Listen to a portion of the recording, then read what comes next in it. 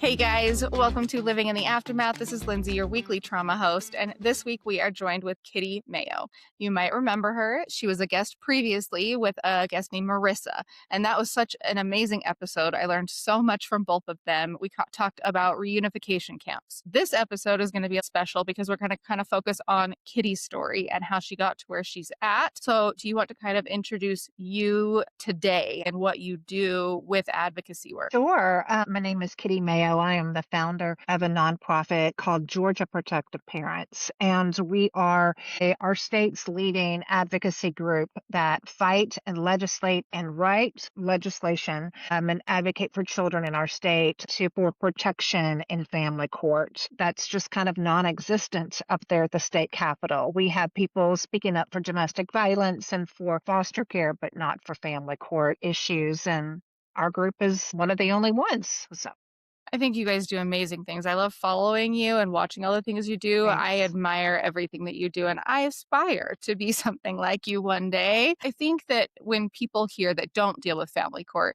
they assume that family court just protects children. They just already do that, and that is not the case. It's the opposite of the case. I started the group. Our youngest came home from the Reunification camp program in May a year ago. And he just turned 19. And so after he came home, I gave it a month and just soaked in his face and looked at him all the time because we weren't allowed to see him or talk to him for 3 years. So I just soaked up his face. And after that, I launched our group. And so this coming Friday is our anniversary, our first anniversary. So we've done a Congratulations. lot of work in a year. You really have. That Yeah. video of your son coming home gives me chills. I cry every single time. And even though I've watched it multiple times, I cry every single Yeah. time.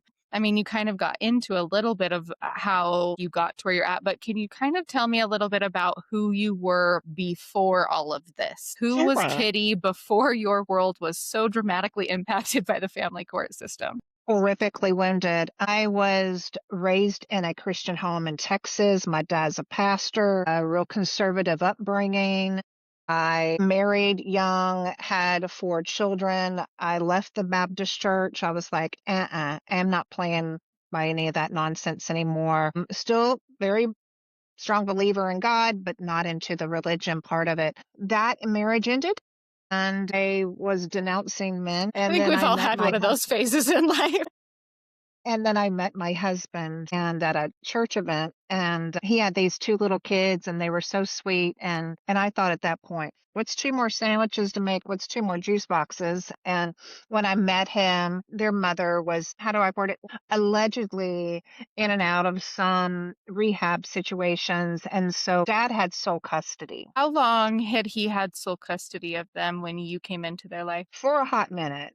For quite a while. I know he ended up having sole custody for at least a year and a half, and she Okay. was on supervised visitation during that time. So they were really, really little, and they were just clinging to any solid foundation, and they really wanted a mom. So they called my sister mom. They called my daughter mom. They called me mom. They called a babysitter mom. They called the next door neighbor mom. And it was really sad Yeah. because they needed a foundation. So the longer I stayed in the picture, the more that became security for them. And I fell in love with them. They were just little bitty dudes. They were 2.5 and 4.5 when I met them. Sweet babies going through their own little trauma. And then my husband had primary custody after that. And so I was the primary caregiver in that situation. They called me mama along with my kids because they were little. They're like, they didn't want to be left out. And they tell me that. They're like, we want to call you that too. We don't want to. And I'm like, bless her heart. And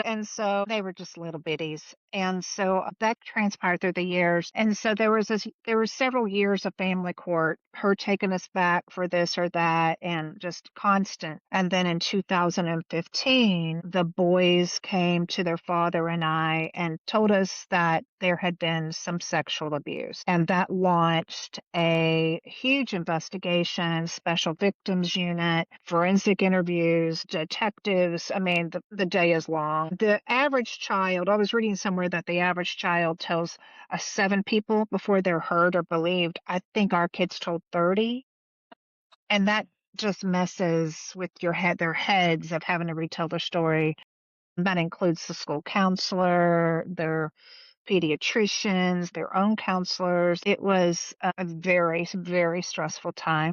Through that course, that conviction never happened due to a variety of reasons, and that conviction never happened. But we had them for 7 years uninterrupted due to different reasons with court. And so, anyway, it was 7 years of getting them good counseling, getting them the help they needed.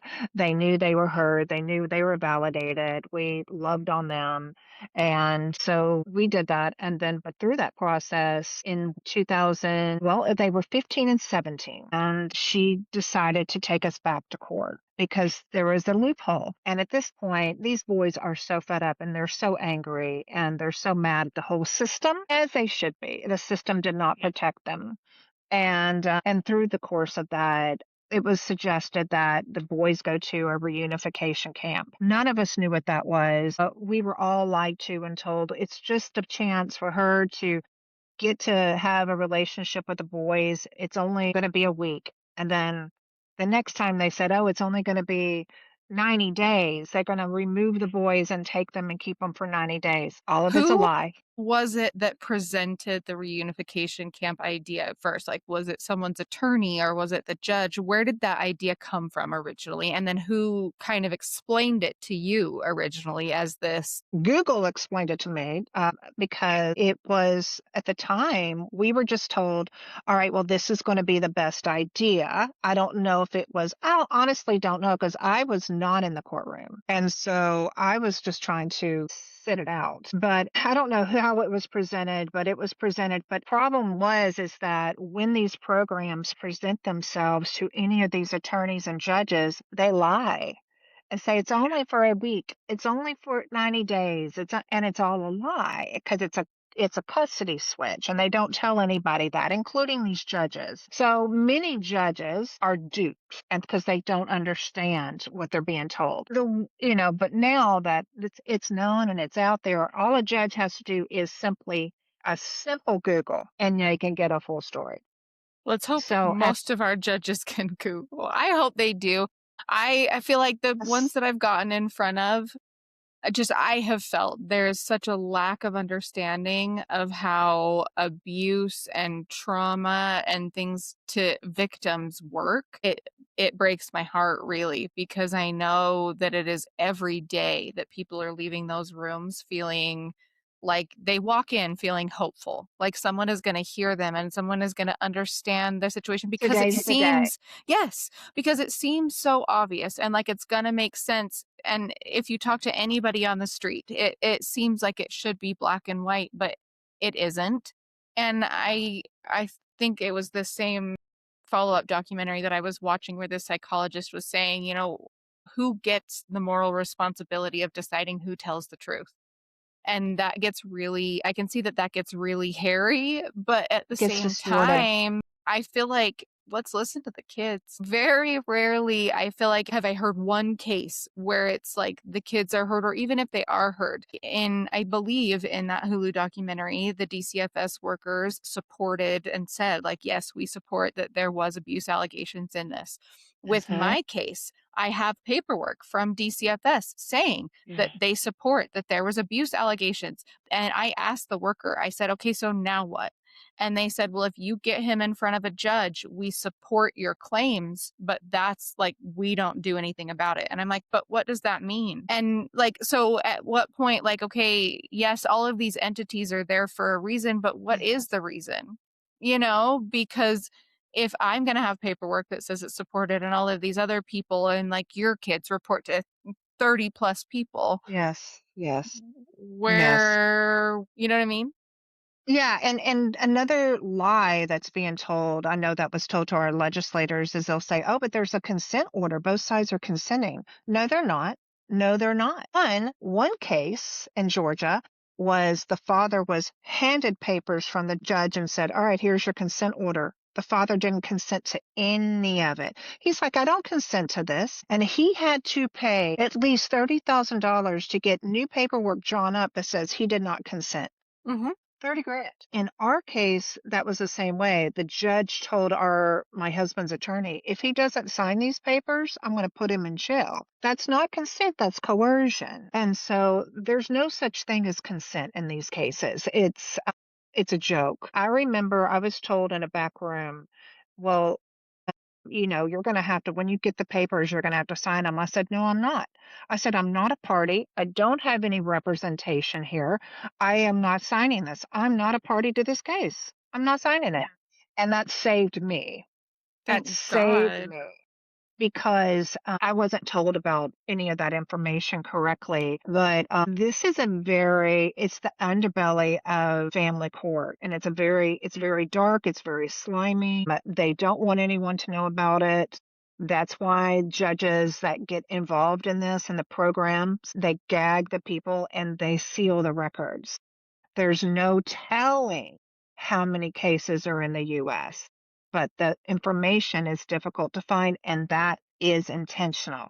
That Yeah, is absolutely intentional. I can completely see that. Yeah, and even with our boys and their abuse, the DA told me to my face. They said, there is abuse in this case. We absolutely have uncovered abuse. It's just not enough for us to try this case and win it. I've heard that so many times, which is so disheartening because, Yeah. like, that's saying, okay, yes, we believe you. We see all the things. We just don't have the time or Mm, resources to back yeah. you up and make you feel supported as a victim, which Yeah. is so detrimental to victims in any way, shape, and form. It makes me sick.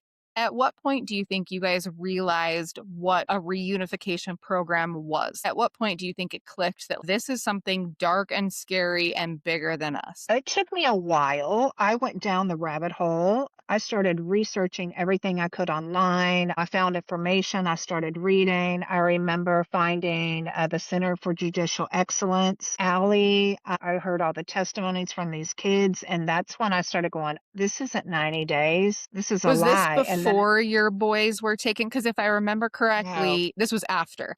So yes. correct me if I'm wrong. Your husband was ordered to bring your boys to the courthouse, and they had to leave from the courthouse with these representatives from the camp, correct? And your husband couldn't Well, tell the boys what was going on. right. He wasn't allowed. He was court ordered to not tell the boys what was going on. The boys were told just to bring their bags, and they're like, what's going on? And the 17-year-old was mad. So at this point, you guys probably can tell things feel off, I assume, but you don't know the depths of what you're in for at this point. And they're counting on that. That's why they want people to not talk about it. That's why they want people gagged.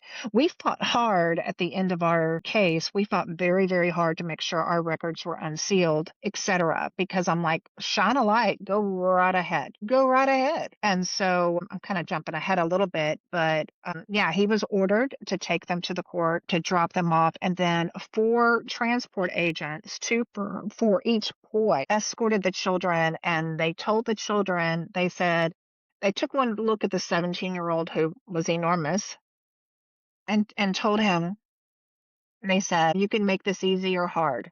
They make it easy.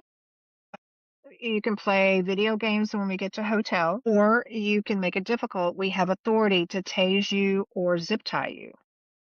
A child, a child.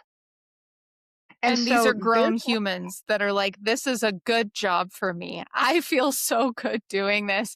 Like, it blows my mind like, I can't even wrap my head around saying that to a kid. And I'm like, okay, do these people think that these children are like outrageous? And you know what I'm saying? I don't understand how, as an adult, you say that to a child and feel like you're doing the right thing.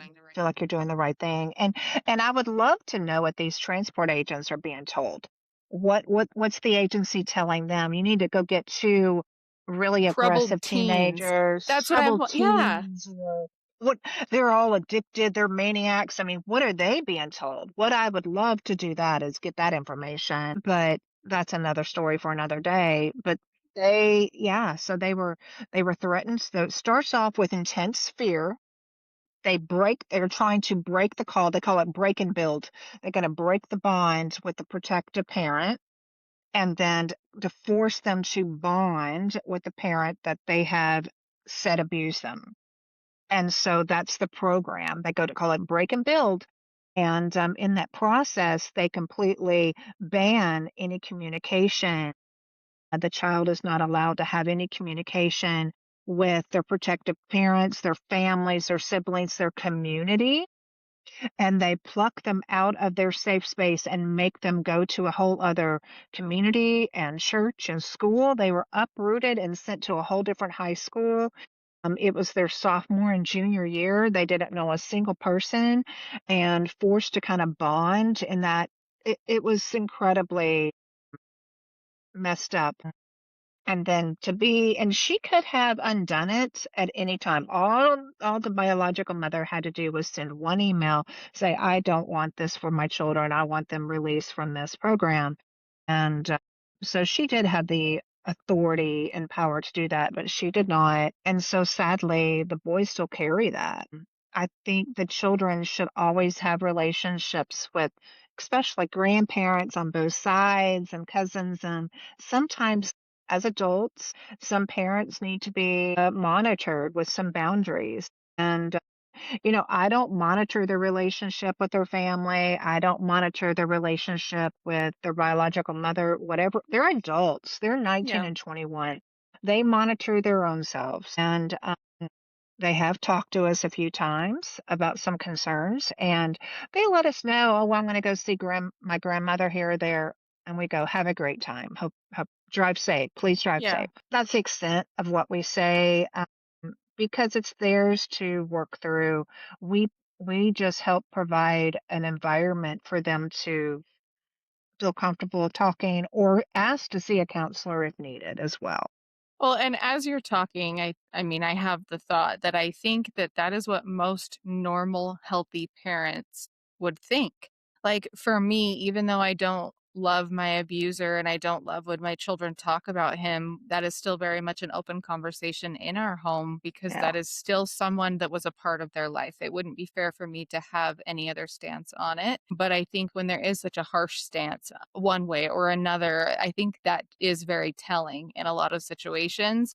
And I think sometimes I wish that the court would kind of take that into consideration. You know what I mean? Like these people that are willing to kind of uproot their children's lives when they are in such a crucial developmental stage in their life and forming their opinions on trusting themselves and themselves in the world.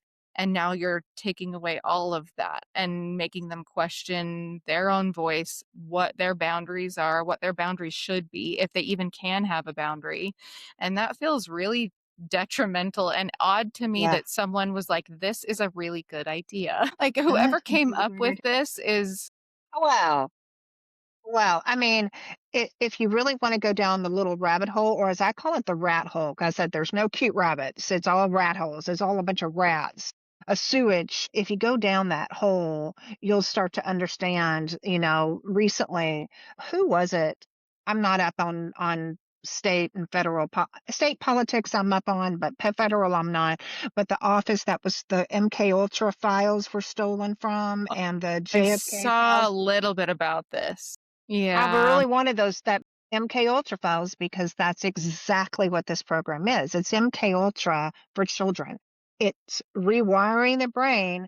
And they told our kids when they got there that abuse never happened. It's a false memory that never happened to you, that was planted, and it was planted in the parent that's really the one that's abusing you. And the other parent is really safe. And that is what's what the program does, is it It's tells the kids that absolutely sick to me. uh-huh, Well, that it and I never just happened. yeah, well, and I think that I mean, I know that I did not deal with post-separation abuse for as long as a lot of people do, and I thank God every single day for that. But I think that as a parent, when you believe that your child is in danger, and then this system that you have been told your entire life is designed to protect you and protect your children, you just have to do the right thing and tell the truth, and it backfires in your face. I think that that can leave people feeling very hopeless. And then Yeah. I think one of the biggest things for me that was frustrating was having to explain it to the people that weren't living it with me because it doesn't make any logical sense. And so for me to like say, my children haven't seen my abuser in almost 2 years, but they have to go with him this weekend. And everyone was like, well, why are you letting him do that? Why would you let him Yeah. why would you allow that? Yeah. When did I have a choice? Mm. Because I don't remember that part. And so it's just things where it was like, I remember trying so hard to come to a resolve with the situation that we were in because I felt like I had no choice and no way to change it and no way to say anything different and nothing to do to fight it. And I was just kind of in it and there was nothing I could do. And I think, I don't know, what do you remember being in that position? Like when you kind of felt like you had no choice? And what would you say to the people that are kind of in that space now? Don't consent. Don't consent. I Don't think consent to anything. that Don't was the consent. best thing that you did. I think I Don't wish I consent. would have been more confident in my own voice and what I could or could not do when I was going through the court stuff, because I think they force you to feel like you have no option They when that force is you, and not the even your own real. attorney. People think their own attorney, well, don't they have to do this and that? No, nobody is going to look out for you like you.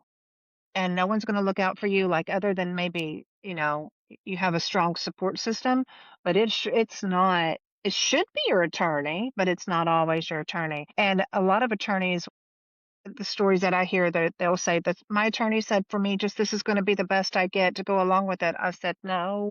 Yeah, mine, the same thing kind of happened. I went into my divorce asking for therapy reintroduction. That was the only thing I asked for. I did not ask for money. I did not ask for property. I asked for jack. I asked for therapy reintroduction for my kids. And my abuser was representing himself and he called me to the stand. And we still had an active protective order at that time. And I remember turning to my attorney and I was like, I don't want to do this. Please don't make me do this. And she asked the judge. The judge said, no, there's a bailiff here. She's safe. She's fine. It felt so unsafe and so awful. By the time we left that courtroom, I did leave with an alimony order, which I don't think has been paid to this day. I got told that I should be grateful because I got money. And I said, I didn't ask for money. I don't want money. I asked Hmm. for therapy for my children. And I got told that I should leave it alone and be grateful because I got money. And it was the most Yes, discouraging moment of my life. Do you doing. think you have a moment that you and your husband faced that was just so discouraging and changed your trajectory? Maybe that gave you your purpose to do something bigger, but in the moment felt so detrimental to you? It was extremely detrimental because it was like the death by 1,000 paper cuts. So you're told is going to be a week. He signs those papers. Then, oh, it's 90 days. Wait, here's some more papers. To this day, I've never seen the papers. There was 1,000 different orders. And then the next thing you know, oh, well, one child was having a difficult time. So the judge ordered that I give up my dog because it was therapeutic for the child, my dog in my name. That's my property and I'm not a party. And the judge said, if you don't deliver that dog, I'm going to bring a sheriff to go pick up that dog. And I'm going to put you in jail.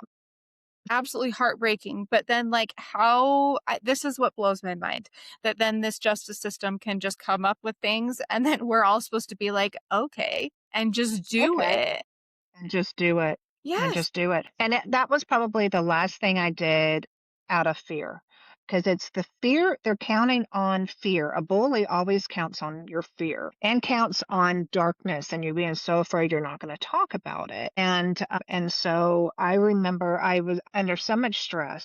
I mean, I broke the gag order that I didn't even understand because it wasn't even given to me properly, that the judge said she was going to throw me in jail for 10 months. That launched all of my hair, every bit of it just fell out in clumps, gone. And cortisol level, I gained 30 pounds in a month and hair fell out. And I checked myself into a hospital for 3 days because I'm like, I need to just go sit on a bed and look at a wall Yep. and not deal Not with do anybody, this. Yeah. not do any of it. And it put me there, that this whole particular judge put me there. This judge is under investigation, and I have just been contacted by several more cases, but I can't remember where I was going with this exactly, but that evolved and I started going online and going, this is bigger than I really thought it ever was. And the more I got into it, the more I started seeing like this is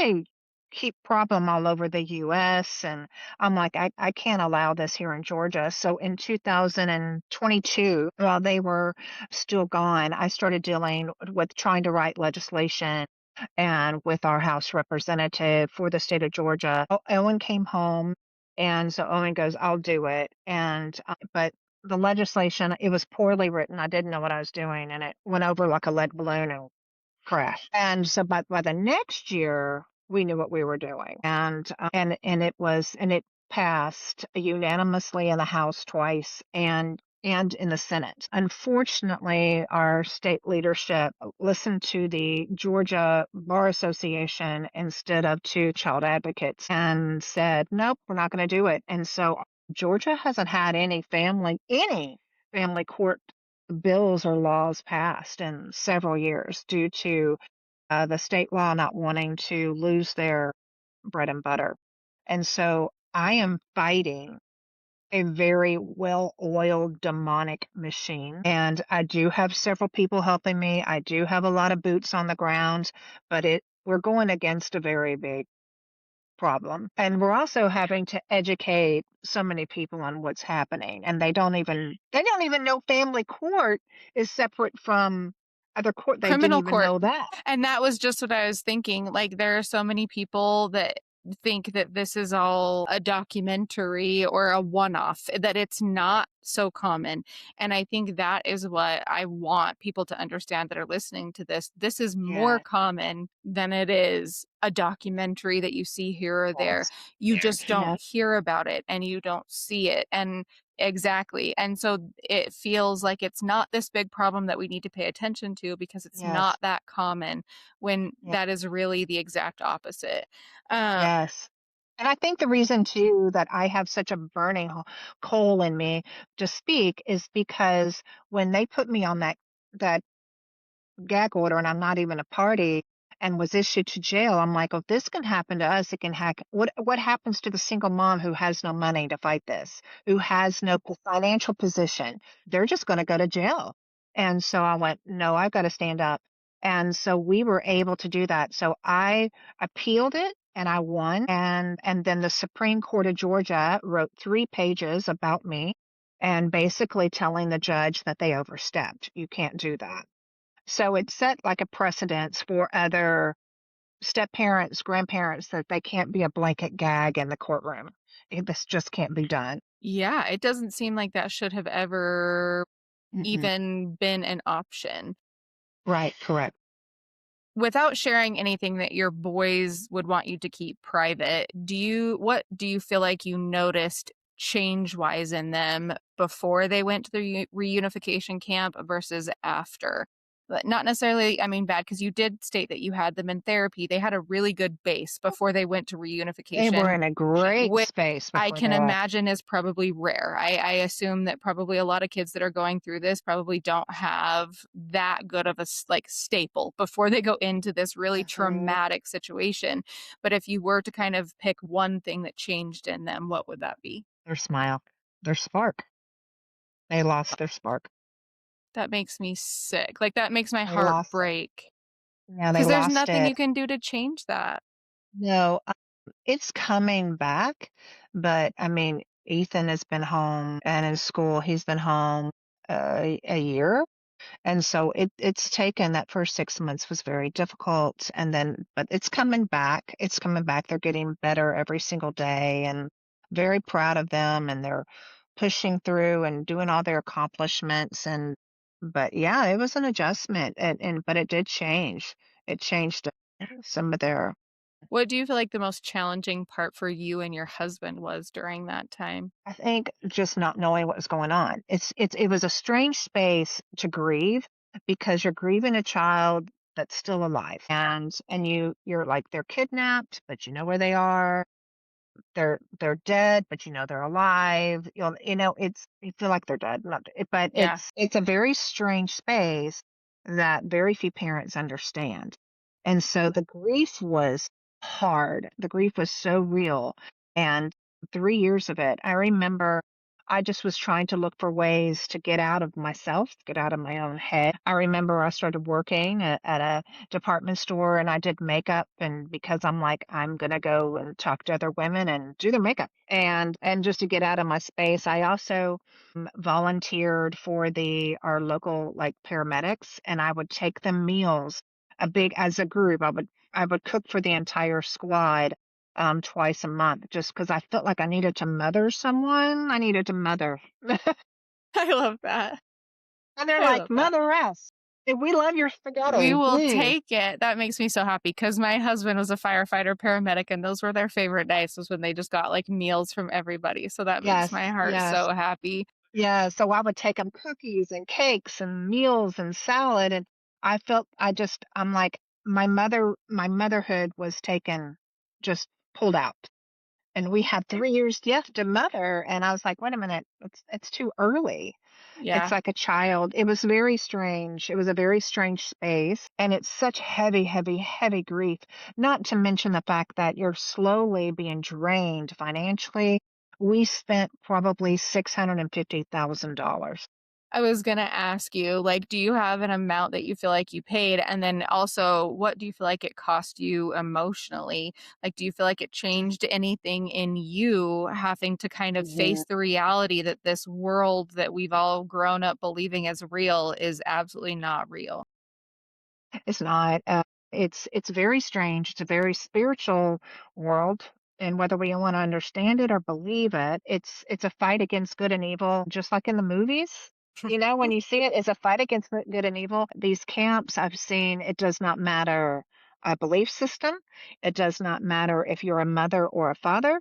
It does not matter. It is they're going to go after who can pay. They're going to go after it.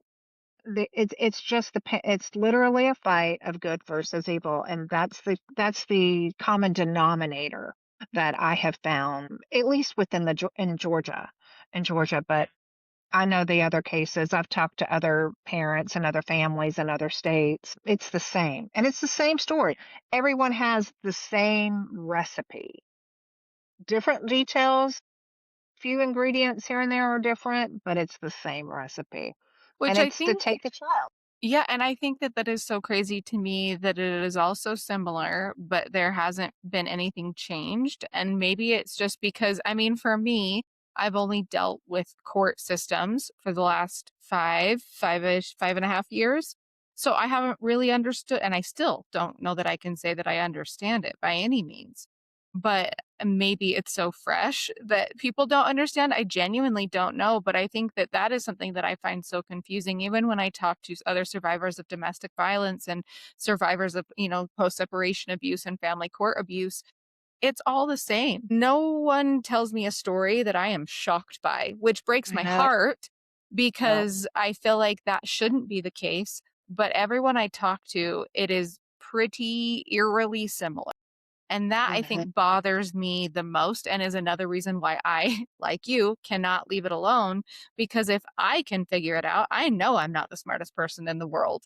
But if Oh, I not can yeah. figure it out, then why can't someone else that's smarter than me figure it Why out and let's and do something better? do something better. And like our judge, because I formed this nonprofit, stories come to me now within our state. And our judge issued a 12-year-old little girl to go to a wilderness camp and in Idaho. I took one little Google search, and all of these stories came up about this camp, including a horrific lawsuit with all this information about children being just malnourished and dehydrated and having to look for their own shelter. She's 12, and she's also not a problem child. The judge issued her to go to this wilderness camp because she told the guardian about abuse, and the guardian said that never happened. And she refuses to recant the abuse. So the guardian said she needs to go and get her attitude adjusted at this camp. Yeah, our same judge. Now, our judge is under investigation, but she needs to be taken off the bench because she's harming children Well, left and and that's right the thing. Under investigation, that's fabulous. What happens to all the kids that have been affected by her in the poor media. choices? And will we ever know? all of the children that have been affected by those choices. No, we won't know, but we are working now that I have a lot of cases coming to me, we are working on making a large story known about everything this particular judge has done against the children in Georgia. We can do better. We've got to do better. Our accountability, our oversight, transparency, we have got to do better. As a nation, we've got to do better as a state. It's awful. We have got Yeah. to correct this. Well, Yeah. and I think the thing that bothers me too is so many people don't think it's an issue because it doesn't affect them, or they think that we're making it a bigger deal or we're being Mm. dramatic or you know what I mean? And I Yeah. say every time you put your kids in that situation and don't have a problem with it, and I will shut my mouth. If you can send your kids and not say one word about it and feel like this is fabulous, I feel like this is the best thing for my children, then I will shut my mouth. But I would bet every dollar that I have today and will ever make in my whole life that no human on the planet would be okay with their child in that situation as a healthy parent. As a healthy parent, I was I waiting for had you to to add say that that one. word. Yeah, yeah. Because there are plenty of parents that say, "Oh, this program was wonderful. Cool, cool. Cute story. Let me talk to your child." Because I'm hearing from the children who are aging out, and they're not saying that story. They're not No. singing the praises. No. They're told one of them was a Hague case here in Georgia, and the father found me, and you know what else happened? Just basically the father was able to get the children back. And why? Because he wouldn't consent. That's the key. That is. That's the Well, and key. it just is, it's sad to me that they force you to feel like you have no choice in a You have no system choice. that, to me, if we're going off what it should be, right? It Mhm. should make you feel like you are empowered and you do have a voice and you have a say in what's happening to you. And that is so far from what happens. And it's just sad. Yeah, it is. And I think some states will say, "Oh, we don't have those camps here." Yes, you do. Yeah. Yes, you do. Well, and like you and I talked about, we thought that the state of Utah was one that didn't allow them. And then we found out because of the documentary, this loophole. But do you want to kind of share what you found out about this loophole? Yeah. In the state of Georgia, same way. We're not special. This is going on through the US. Like the young lady that I just interviewed, she's 16. 16? And they came home, but it was a Hague case, and the protective parent got them back, which is their first they are the first Georgia case to get their kids out of the claws of that particular reunification camp. First one. The reason why is the father didn't consent and some other issues like that. But what we discovered is I was asking her, "Oh, okay, were you sent to this location or that location?" She goes, "No, it was in an Airbnb in Georgia." And so what they do is they operate like international waters and they flow in and out of every single state in America. And they come in and they set up camp in an Airbnb or a hotel. And so as long as your state allows children to be issued to these camps, your children in that state are going to fall victim because they can be shipped out anywhere, or the program can come in and still poison other children. Like our kids were sent to California. California has banned them, but it's still allowed within these states. And so, unless a state bans them from coming into the state, because what's happening is it's like a interstate commerce issue, and they will come in, and our particular children were sent to a camp that is run by an organization called Family Bridges that are located in Canada. So when the children became of age and started looking into doing a federal type of lawsuit, it's very difficult to hold these places accountable because they're in another country. That crap has got to change. Yeah. But that's there are legislators do not understand what's going on because it's been hidden. Well, and it just feels like it was set up with the intention of loopholes and being shady Being and being shady. deceive, like to deceive people, because why would you contract someone from outside of the United States to do something like this if you didn't know that, like, you can't tell me that there are people in Canada that are so beyond amazing that we can only have people from you know what I mean? So it just feels like there Yeah. was definite intention and thought behind that setup.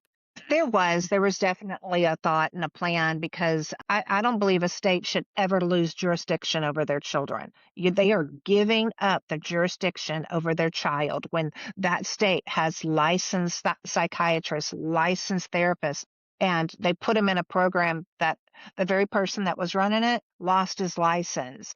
It's Well, and I mean, just us talking about it down to the basics of it, it's child trafficking. Like you're sending kids different places. Like, I mean, everything. we're just cut out like all of the nitty gritty, whatever they're teaching them. If you are shipping a child from one location to another to educate them in some, it that doesn't seem kosher to me. It actually checks all the boxes of trafficking. One of the ways that they're forced to stay in a place, they're not allowed to communicate. All the communication is broken and they're not allowed to call for help or anything. They're threatened. They're told if they are caught doing that, that there more time will be added, that they're not going to see their Or they're going to parents. be tased.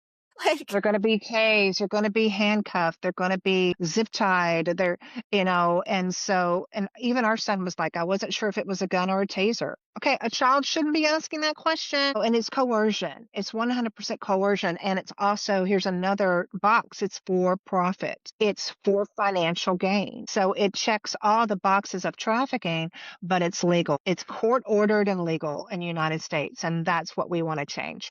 absolutely. Well, so outside of consent, what do you feel like you would say to a parent that is in the depths of all of this and at that defeated point? I don't know if this is advice for them. This is just something I did. I had to get to a point where I needed to find hope. I needed to find a joy in every day. And it's going to sound cheesy, but it really worked for me. I wrote down one positive thing I saw every day. I mean, my days were dark. My days are really dark. And it could be something like, I found a new color of lipstick. It could be I found this beautiful flower walking on the road. And I mean, I documented everything because at the end of the day, I'm like, that might be the only thing I've got. And so what it did is at the end of the week, at the end of the month, and I would write up a monthly what really happened good this month. I got to see my grandchildren. I got to hang out with my son. I got to do this other events because I have 6 kids. So it was the 2 that were sent and I got to spend time with my other ones. So I made a list every day, every month. And then at the end of one year, I read off everything that happens in every month that was positive so that I could see that they were still good. And what that did is it rewired my brain to start looking for the good I think that's because, beautiful. aw, and because we're going to, I love the Bible verse, seek and you will find. You seek darkness, you're going to find it. You seek negativity, oh, you'll find it. It's And so I true. needed to seek, I wanted to train myself to seek the goodness that I I think knew that's that was about I was okay. a really beautiful, easy way to remember the positive when you are in such a dark time because, like you and I both know, the family court system and the court system in general does not have very many positive moments or moments that make a lot of sense. And so I think forcing yourself to find those moments is beautiful because it is so easy to lose yourself in It is all of that. so it is so easy to lose yourself, and I did that, and just look for ways to try to serve other people, like I did with serving the community with my firefighters and cooking for them and doing makeup for women. And we found a good church. I had to talk to some, women to talk to and hang out with and swap recipes with or go to join a book club. And it's not ignoring your health, Yeah, but it is trying to expand your brain into that the world is still beautiful, even if your situation is hell. absolutely. I agree. Yeah. I just totally had a thought. I had this question. So, after you started advocating for other people and people started coming to you with their stories, do you remember, is there one certain story or person that stands out in your mind that really kind of sticks with you still to this day? I've been very careful. A lot of the mothers will say, "Oh, wait till you hear my story." And I'm working on not having such a cold heart because I tend to be apathetic because they're all the same It's story. my And I just want problem to, too. I know, I want to reach through the phone and go, "It's not special because it's all the same disgusting, poisonous recipe." Yes. But there are definitely some stories of some mothers that are absolutely heartbreaking, and the guardian ad litem system here is absolutely awful. I was talking to my attorney, who's one of my close friends, on Friday night, and she goes, "I became a guardian for the state of Georgia in 2007. Has the state of Georgia asked me to update my training since then? Nope, Stop. nope."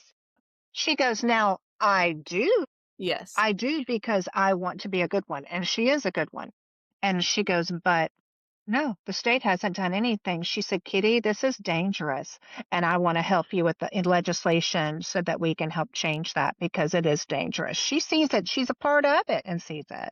I feel like that's That changed me. probably pretty common because even when I had 2 guardian ad litems appointed to our case when we were in the middle of all of it, and I was warned in no uncertain terms that guardian ad litems are not always a good thing, that more often than No. not, they are scary and they Yes. do not really advocate for the children. They kind of insist that both parents need to kind of do different things, and I remember going into those interviews being really nervous, but also wanting my kids to be honest, but then also feeling like even if they were honest, is that gonna matter? Because like you and I both know, even when kids tell the truth and they are honest, if their timeline doesn't match or if it's not consistent enough for this adult, then they're not telling the truth. And I feel like even as a parent advocating for a child, that can be really disheartening and Mhm. kind of overwhelming to not know how to advocate for your children correctly in that situation. It is. It is. I agree. I would say That so I found that to be, and then, of course, I would say the case that was the Hague case really got to me, especially once the children came home and I got to talk to the children, and you could just tell they were still in that frozen state. That's what this program does. It's like it leaves them in the fawning type of mode, but Which these kids saw right through it. your brain has to wonder how them being taken at that point in their development, coming out of it so insecure and scared of the world and scared of people is how that's going to affect them when they go into adulthood. What relationships that's going to cause them to get into. How it just is it makes me so sad because everyone is looking at it like a dollar, not Right, and I'm telling you, the more we start to explore this whole MK Ultra mess, it's that's what this all is. It's rewiring the children's brains that it never happened and that they need to trust their abuser. And it's a very deviant sort of program. And I think, after I got involved in all of this. Then, of course, the Epstein files came out, and we're like, whoa. I had no idea the level of deviance that humanity could go through. And but that's what we're dealing with here too, is that there is a level of demonic influence and deviance that is on these programs that in order to rewire a child and take away a child's voice, that is frightening. And so people don't know about it. And so I remember when I won my appeal and then the Supreme Court wrote 3 pages, my husband said, "We paid a lot of money for your voice. I want you to go and use it." And I have been using it every day since you because do it so well. well, thank you. You're sweet. Until If I you don't. I have days that I don't. So, That's not true. I have seen you on multiple days, and I think every single day you do great. What do you feel like you still grieve about your situation? what I still grieve is the time we lost. We lost senior photos. We lost marching band for 2 years.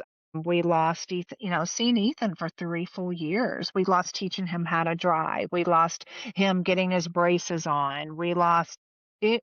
Well, not his braces on, braces off, his wisdom teeth out. We lost all that. And, that that part is still a loss that we have to work through. It's still a loss. Is God still in the business of restoring and is working in our family? Yes. The children are healing, and every single time they have a successful weekend or a successful story, we celebrate.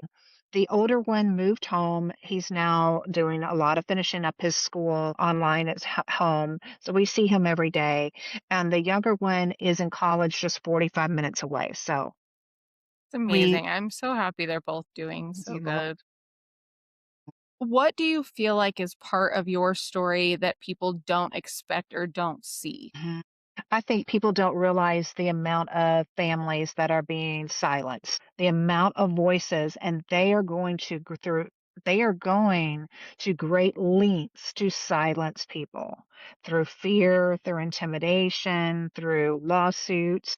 And most people aren't even hearing about this because of people not willing to come forward and speak out. And I don't mean like people will say, I want to tell my story. Well, that's good, but, go find a place to tell it. It's not you've gotta figure your own walk out. I would tell everybody, figure your own walk out. Don't think someone else is your way to share. Yes. Figure it out. Yeah, figure it out on your own. Not to say that you don't reach out to these parties, but it's not their job to tell your story. It's your job to tell your story. And find a purpose for telling your story. I think that that is huge. To just tell your story is one thing, and I think it is so healing to be able to talk about it. But if you Yeah, can have yeah, a purpose for why you're talking about it, I think that completely right. shifts the conversation and how it is delivered and how it is received. So, Also, I would counsel every, mother going through all the trauma is to, and this is gonna sound manipulative, and it's not intended to be that way, but to craft your story. If you're gonna be telling a long story, because at the beginning, I'm like, "I can talk 4 hours about this trauma." Well, no one wants to hear 4 hours. Then I would get it down to 40 minutes. Okay, well, no one still wants to hear 40 minutes and all the vomit, bleh. They don't wanna hear the trauma. And so to get it down to 4 minutes, then that's when I was able to speak confidently with a great deal of, fluidity before the Senate, before the House Representatives, because when you have a window, you have a window. And if you haven't practiced your story and you get it to a point where you can communicate that with the average person that doesn't have this type of background, that's when you can start making a difference. And until you get to that point, I would say find yourself a good counselor because that's a way of kinda getting it all out work, to a I point of. agree. Well, because I think too, when sharing your story, it's important to know that every time you share your story does not mean that every part of your story comes out. I think that is one thing that I have learned. It is very important to be selective. No one, it's not going to make sense. There's no way to fit even a year into an hour, right? And so be Right. selective and purposeful with what you're talking about and why you're talking Mhm. about it. And I think that that can also have a bigger impact on what you want to do and who you are around. So I love that advice too. Be So intentional. Be intentional with your words and story, and be intentional on those that you choose to be in. mhm, I agree. So you and I touched a little bit about the Hulu documentary, The Nightmare Upstairs, and about how that was all presented and directed. And when I was watching it, I could not help but think about your kids and it makes me wonder had they known what they were going to, if their response would have been different, and how many kids do know what they're going to, but get dragged out because you've seen those videos all over social media. So, what was your take and feeling on that documentary after watching it? Well, I was glad it was the topic was at least discussed. Once again, we can do better. And this is part of the reason why what frustrated me is it wasn't. I know I've heard the children's stories. I've heard the son even now recently come forward and go, so follow the kids, follow their testimony. People like, the mom did it or the dad. I'm like, stop, just Yeah. stop. Well, And and I in think these camps are awful. yes. The thing that I feel like I had a really hard time watching, and I think, as a mom being through the situation that I went through, maybe I'm tainted or I don't know what people might say about it, but there was one interaction where Ty came forward and confronted his dad. And it was when the dad was recording, and you could tell that he was angry but scared. And I just like, I felt everything in that moment. And the part that really just was disgusting to my soul, and I still feel sick about, was the comments that were made between the father and the mother after, and how it was, oh, they were prepared for that, or different comments like that were made rather than, my God, I can't believe that was just said. I'm heartbroken, or you know what I'm saying? That Okay. response to me was very telling as from my perspective, my opinion, and I might people have different opinions, I'm sure. But things like that in that documentary really bothered me, and I feel like a lot of moms will probably kind of relate to that because it seemed like this abuser's mother was then validating his experience, and that Yeah. was really triggering for me as a victim of There's abuse. always an enabling mother, Always. grandmother, not a mother, but a grandmother Yeah. usually is always in that story. Yeah, And I it's think that gross. was just disheartening, and I think I want people to kind of see that for what it's worth, and I kinda wanted your take on that, given that you have been through a reunification situation and you've had where there is a toxic parent, and you know what I'm saying? Like, what was your view on those comments and that whole situation? People would say, "Oh, the father didn't ask for the camp. The judge ordered it." Uh-huh. Okay. Or but the father could say, "I don't want my children to go." They can they again, if you're really a healthy parent, you're not gonna and and you understand these programs, you're not gonna consent. In their defense, wasn't a lot of information out yet in publicly about these camps. Now I'm wagging my finger to America. There is no excuse for any judge in America now ordering children into these camps because all you got to do is one simple Google. Like the judge that ordered this child to the wilderness camp. I Googled it. And 3 minutes later, I had a stack of evidence. What? Judges don't know how to Google? Yeah. Or they Are don't. we not using Google? Well, and I feel like the problem too, and maybe I'm wrong, but I feel like a lot of people, when they get into those power positions or they've Hmm. worked their entire life to be to this place, I feel like some of them take on the mentality that they know all the things they need to know because they've gotten there.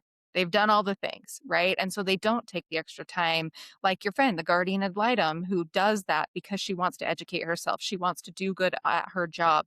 It makes Right. me wonder Yes. if the state has a similar stance on judges and what training protocols go into them. And is it something that they have to actively pursue? Or is that something that the state does that? Do you know what I'm saying? Yes, Because depends on the state. In Georgia, this is so disgusting. Let's say that I have a domestic violence case, and I know that my case is about to go before a judge. And they'll say, "Oh, we have training for judges." Yeah, we do, but that doesn't mean we're not requiring it. And so if I'm about to go before a judge in the state of Georgia and I want to see if they have training, they're trauma informed, or they have had training to domestic violence, I can go and search and see if they've had that training. I'm told it's none of our business, that that's private information.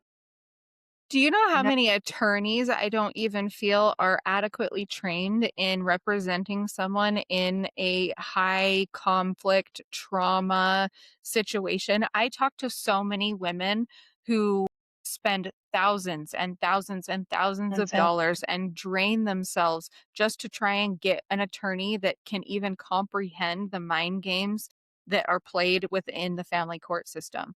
And Yeah, I don't know how to change that, but I wish that I I did don't either. because it feels like such a big problem, but one that could so easily be fixed if we just gave the proper training to people. Like you and I have discussed multiple times in this conversation, none of this is unique.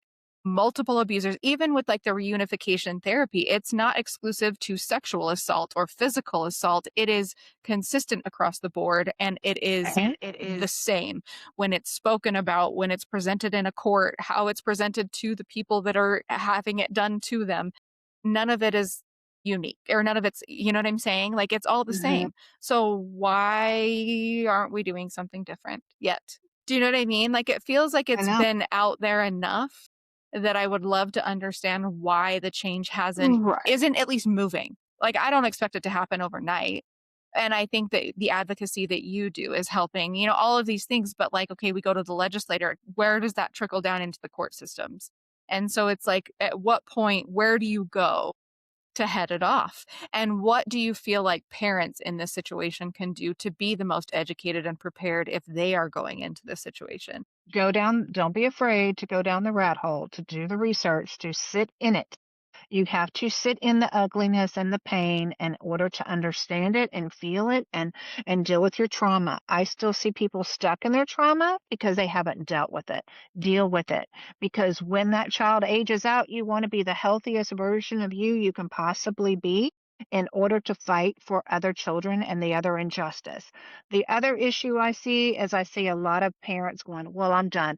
I checked out. He's 18. I don't have it in me anymore." I chose not to do that. Ours turned 18 and I chose to get off the bench. And because I'm doing that, so more children don't have to face it because someone didn't speak up and fight in legislation or openly. My child had to go through it. Our family had to go through it. And so I feel like we have a responsibility, our family and me, we have a responsibility to speak out so that children coming behind us does not have this trauma. We have a responsibility. And if everybody in society all shared this type of point of view, I think we would have a lot more voices and not go, "Oh, I can't handle it. I'm triggered." Go deal with your triggers. Go deal with them now. Go deal with them now. Because if you don't, future you, the future of your child, the future of society, we are depending on it. We're Yes. depending on a healthy version of you to come out fighting and with fire in your soul. We need that. We need more advocates with fire in their soul that are willing to speak out and speak up for these issues that are going on with the children in your state. I agree. I feel like, people talk about all the time, you want the issue to go down and you want the issue to be less of a problem. If anything, I think this is becoming more of a problem. And because people are scared to talk about it, it's not getting any smaller. And so I do think it is very important to talk about it with purpose and deal with the traumas that come along with it. Because if you don't deal with the traumas that come along with it, you will not be effective in helping your kids, helping yourself, or Mhm. helping a future situation. Fear is a liar. That they are counting on you staying fearful so that you don't speak out. You're going to be told, "Oh, don't you dare do it. It's going to make your case worse." Pretty sure if you've lost your kids, it can't get worse. Don't believe the lies that are being told to you if it involves fear. If it I like involves fear, that. it's not.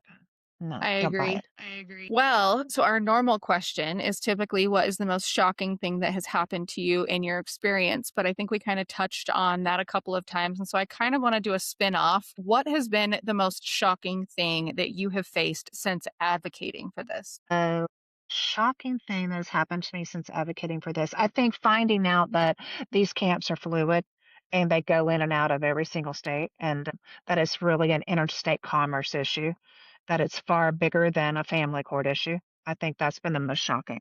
I agree. I had no idea until you sent me that message and told me, and it blew my mind because it Mhm. does make it seem like it is this issue that is not that big of a deal. And it's not something we deal with often, but it is so much bigger than I think people It's so realize. much bigger. And it is a trafficking issue. I mean, it's to get this to be seen as a trafficking problem is I'm going to keep talking until somebody recognizes it. Agreed. Thank you so much for taking time to talk to me today, Kitty. I love every conversation we have. I feel like I could talk to you for days and days.